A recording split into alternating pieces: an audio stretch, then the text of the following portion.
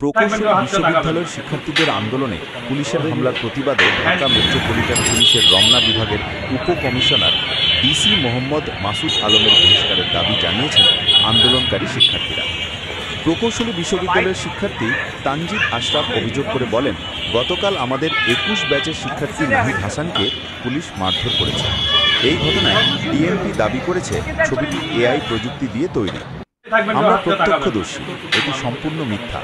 তিনি আরও বলেন, ডিসি মাসুদের নেতৃত্বে শিক্ষার্থীদের ওপর যে হামলা হয়েছে তার জন্য তাকে অবিলম্বে বহিষ্কার করতে হবে। শিক্ষার্থী তানজিদ আরও উল্লেখ করেন, ডিসি মাসুদ বলেছেন আমরা চাকু নিয়ে ঘুরি, তাকে তার বক্তব্যের প্রমাণ দিতে হবে, না হলে প্রকাশ্যে ক্ষমা চাইতে হবে। আমরা দাবি আদায় না হওয়া পর্যন্ত থামব না। এ সময় শিক্ষার্থীরা হারুন গেছে সেই পথে, ডিসি মাসুদ যাবে সেই পথে সহ বিভিন্ন প্রতিবাদী স্লোগান দিতে।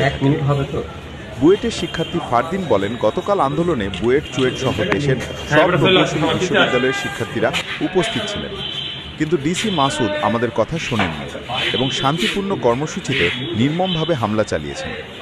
তিনি আরও বলেন, পুলিশের হামলায় আমাদের অন্তত ৫০ জন শিক্ষার্থী আহত হয়েছে। একজন শিক্ষার্থীর পেটে গুরুতর আঘাত পেয়েছে, তার পেটে ৩টি ছিদ্র হয়েছে। তাকে ঢাকা মেডিকেল কলেজে জরুরি অপারেশন করতে হয়েছে। অবস্থা এখনো আশঙ্কাজনক। আমরা তার জন্য দোয়া চাই। ফারদিন আরও বলেন, ডিসি মাসুদকে বহিষ্কার না করা হলে আমরা শান্তিপূর্ণ আন্দোলন চালিয়ে যাব। শিক্ষার্থীদের নিরাপত্তা নিশ্চিত করা সরকারের গুরুত্বপূর্ণ দায়িত্ব। শিক্ষার্থীদের ৩ দফা দাবি। শিক্ষার্থীরা সরকারের কাছে পুনরায় ৩ দফা দাবি তুলেছে। ১. নবম গ্রেডের নিয়োগ প্রক্রিয়া স্থগিত রাখতে হবে।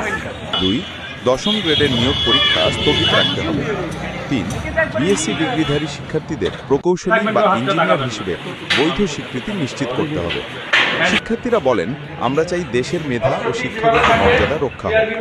আমাদের মেধা দেশের মধ্যে থাকুক, মেধার সঠিক মূল্যায়ন নিশ্চিত করা হোক।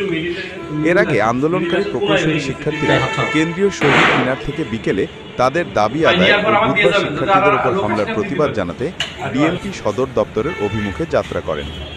বিকেল 5:30টার দিকে পুলিশ তাদের মৎস্য ভবন মোড়ে আটকে দেয়। পরে শিক্ষার্থীরা সেখানে অবস্থান নিয়ে বিক্ষোভ করেন। এরপর রাত 8:30টার দিকে শিক্ষার্থীরা সড়ক ছেড়ে দিলে যান চলাচল স্বাভাবিক হয়। তবে পরবর্তী কর্মসূচি পরে জানিয়ে দেওয়া হবে বলেও জানিয়েছেন প্রকৌশলী শিক্ষার্থীরা।